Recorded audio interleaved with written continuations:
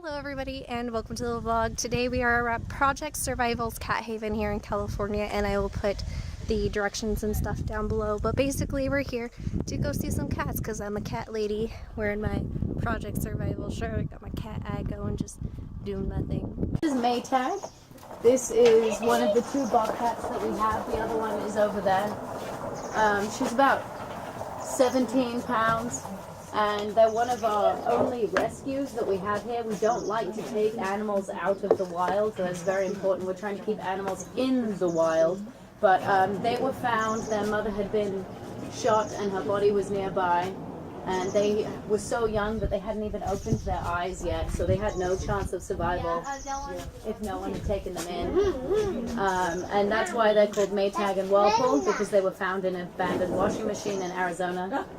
These guys are opportunistic feeders, so they'll eat rodents, they'll eat lizards. Right now she's getting chicken, but they can also take down a deer. Well, maybe not the big one with the antlers, but a good size. still a deer. I'm purring right now. Yeah, he's an ambassador cheetah. And this is Tango, and as you can hear him purring, so he's technically not a big cat, because big cats cannot purr, and the cats that purr cannot roar, the cats that roar cannot purr. And so, even though he is big-bodied, he's technically not a big cat. He's also one of the few big cats that's active during the day.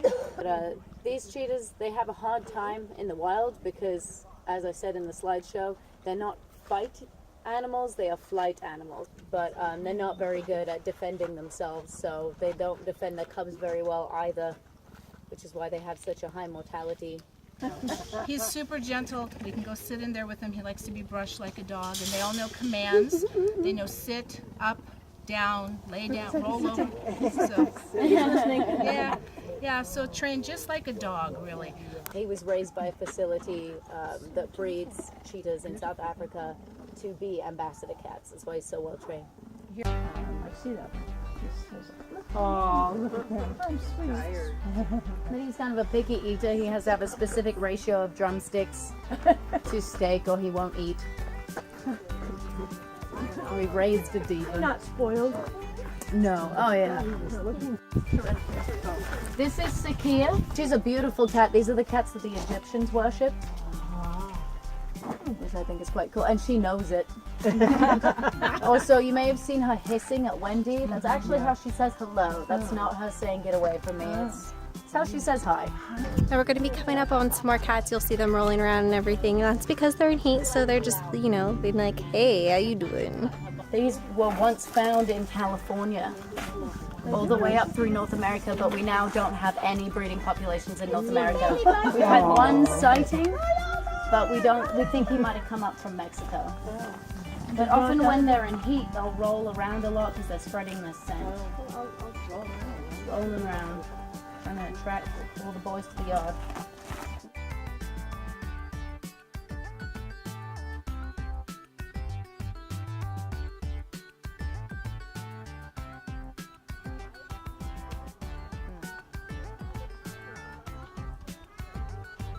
Great thing about having children on these types of tours is they kind of act like bait for the predatory animals. So you kind of get to see them be all rolling and cuddly, and then all of a sudden it's like, oh, hey, food. This is my area. But in captivity, I was kind of saying like, hey, notice me, keeper, come and pay attention to me. Exactly, bring me my chicken.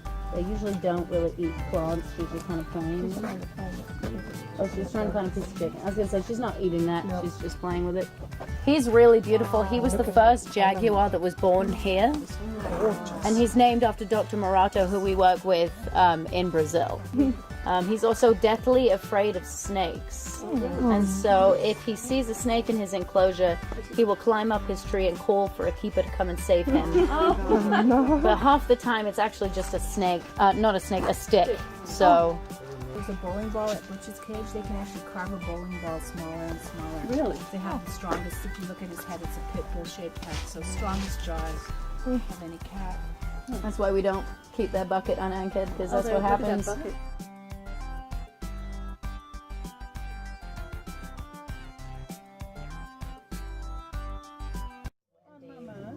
But they are poached a lot for their fur because they're so beautiful. They've also got those huge paws. Straight up in the bug. Oh, sorry, more of a gentle cat. You still wouldn't want to go in the enclosure with him because no, he wouldn't eat you. Oh, he's just yes, he's like they like to snap the ankles and you know they claw so they can just shred you. So, like I said, he likes to.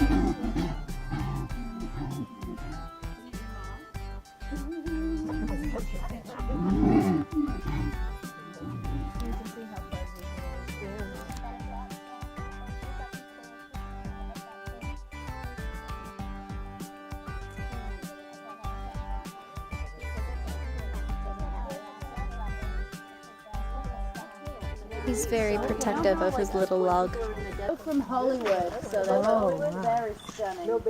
Notice how these guys are roommates. We and well, none of the other cats you saw today were not living together.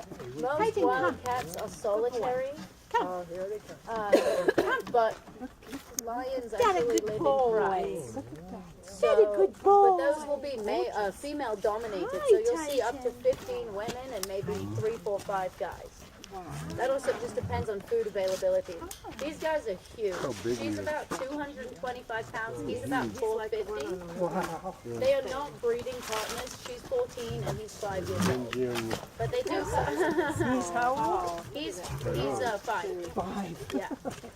So he just became an adult. That's the 5 years old is the adult male lion. So he just kind of got his full mane. Oh yeah. It kind of comes in. Oh wow! Oh, look at that!